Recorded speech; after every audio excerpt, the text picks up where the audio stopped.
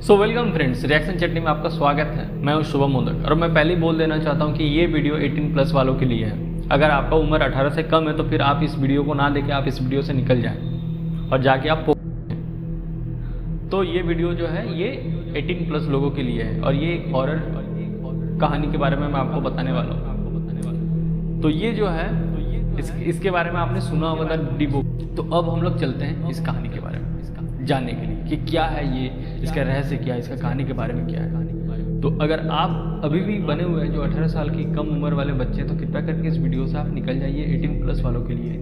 तो अब हम लोग चलते हैं इसकी कहानी के बारे में। कहानी ये है, माही एक नवविवाहित महिला है जो अपने घर में एक प्राचीन यहूदी बॉक्स लाती है। जब माही और उसके पति सैम को पता चलता है इसके बारे में कि इसमें कुछ एक असामान्य घटना उनके घर में हो रहा है, तो फिर वो क्या करते हैं ना, एक रब्बी की मदद लेता है जो उनको गाइड करता है कि आप इसमें कैसे बचेंगे। अब वो बच पाते या नहीं बच पाते वो तो हम आगे जानेंगे। तो अभी चलिए मूवी की ओर, इसमें क्या होता है कहानी में। नौकरी का एक नया अवसर सैम और माही को मुंबई से मॉरिशस जाने का मौका देता है। अलग धर्म में शादी करने की वजह से माही का परिवार सैम से दूरी बनाकर रखता है। अपने गर्भपात से उबरने के लिए संघर्ष करते हुए माही को विवेश में नई सिरे से शुरुआत करने की उम्मीद है, लेकिन उन्होंने को कुछ और ही मंजूर है।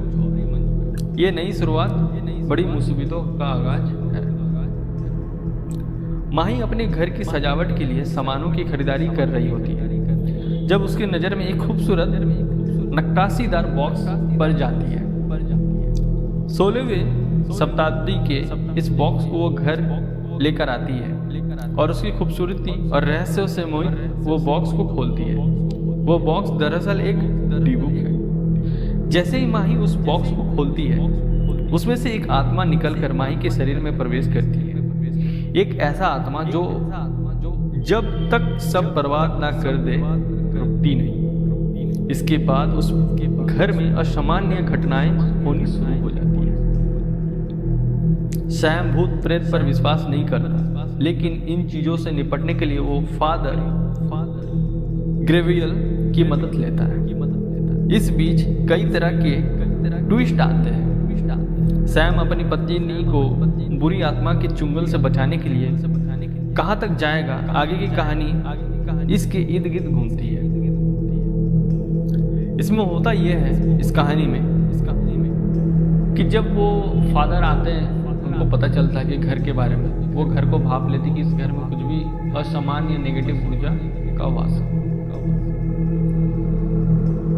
जब उनको पता चलता है उस डी बुक के बारे में तो वो सैम को बताते कि इस डी बुक में क्या छुपा हुआ क्या नहीं। फिर डी बुक का ताकत इतना ज़्यादा रहता है कि वो फादर सैम को नहीं बचा पाया। इसके कारण उसको एक यहूदी के पास जाना पड़ता है जो इसके बारे में काफ़ी जानकारी लेता है कि इसमें क्या है क्या नहीं। तो उनको पता चलता है उस टाइम कि इस डी बुक में क्या है। काफ़ी साल पहले एक लड़कियाँ थी जो अदर कास्ट में उनका प्रेम प्रसंग था साथ में।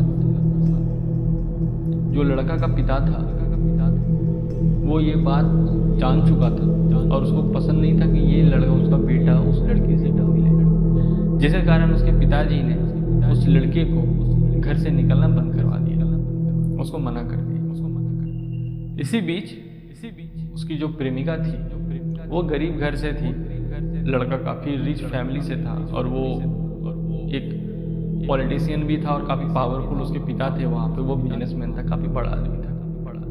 जब लड़की को इसके बारे में पता चला तो लड़की ने आत्महत्या कर ली, उसने फांसी लगा ली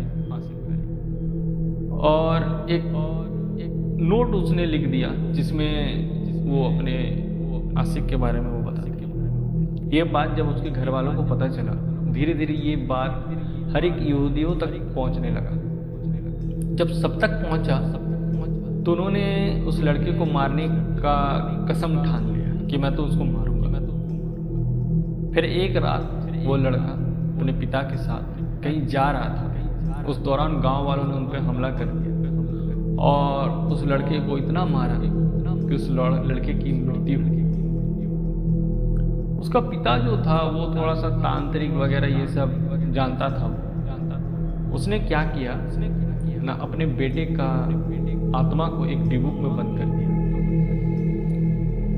और उसने इसलिए किया क्योंकि वो चाहता था कि उसका बेटा इस चीज़ का बदला ले, और एक भी यहूदी बचना नहीं चाहिए संसार में, इस दुनिया में। इसलिए उसने अपने बेटे का आत्मा को उस डिबुक में बंद कर दिया।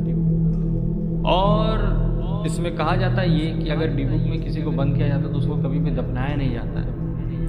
उसने क्या किया ना, फॉल से एक बॉडी को दफना दिया, और मेन जो बॉडी है उसको लाइट हाउस के पास फेंका, जो समुद्री 7 समुद्री मीलों की दूरी पे उसने उसको फेंक दिया।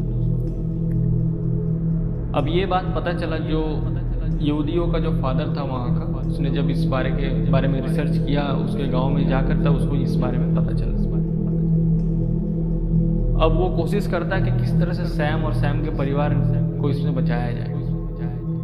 बाद में आगे चलकर पता चलता है कि सबको लगता है कि निकिता के अंदर में वो भूत है, वो डिबुक का भूत है, लेकिन वो एक्चुअल में रहता सैम के अंदर, क्योंकि सैम बचपन में ही उसके माता पिता का मृत्यु हो जाता है। देहांत होने के बाद वो बच्चा काफ़ी मेंटली डिप्रेशन में रहता है, और जो भी बुरी शक्तियाँ होती है वो सबसे पहले उसी को अटैक करता है, जिसका माइंड थोड़ा सा डाइवर्ट रहता है, थोड़ा डिस्टर्ब रहता है, तो वो इसी को सबसे पहले पकड़ता है, जिसके कारण वो सैम को ही पकड़ा हुआ था। ये बात फादर को और यहूदियों के जो वहाँ पे जो मसीहा थे जिनको उन्होंने बुलाया था इसको ठीक करने के लिए, उन दोनों को पता था, निकिता को भी पता था, लेकिन ये बात जो है वो सैम को पता नहीं चलने देना चाहिए था, जिसके कारण उन्होंने इस बात को छुपा के रखा। और ऐसा रहा था, उन्होंने ऐसा रिएक्ट किया सैम के पास कि भूत जो है वो निकिता को पकड़ा हुआ है। और सैम को पकड़ने का पीछे ये कारण था कि सैम जिस जगह पे काम उनको मिला था विदेश में, वो एक न्यूक्लियर इंडस्ट्री में मिला था, जहाँ पे न्यूक्लियर का काम हो रहा था।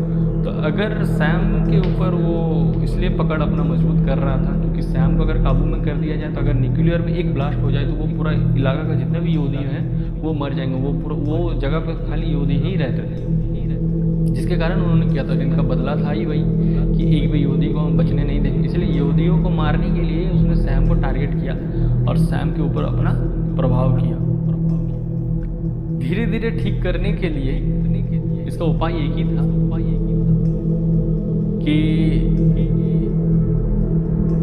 उस डिबुक में ही उसको फिर से भर के उस डिबुक को उसी जगह समुद्र के 7 मील के दूरी पे उस डिबुक को फेंक दिया अगर जाता तो फिर वो ठीक हो सकता। तो फादर ने, निकिता ने और सब कोई ने मिल के इस चीज को किया। आखिर में उन्होंने ये पूरा प्रोसेस को करके सैम को और सैम के परिवार निकिता को उन्होंने बचा लिया। तो आपको क्या लगता है, क्या ये डिबुक सच में होता है? क्या आपको ऐसा लगता है क्या ये सब चीज़ सच है? अगर सच है तो आप कमेंट बॉक्स में हमें बताइए कि आपको कैसा लगा ये स्टोरी। और हम आगे और भी मूवी रिव्यूज स्टोरी टेलिंग के साथ आपके पास मौजूद होंगे। तब तक के लिए हमारे चैनल रिएक्शन चटनी को आप सब्सक्राइब जरूर करें। आने वाले वक्त में हम और भी अच्छी वीडियो आपके लिए लाएंगे। तब तक के लिए धन्यवाद। मिलते हैं अगले वीडियो में।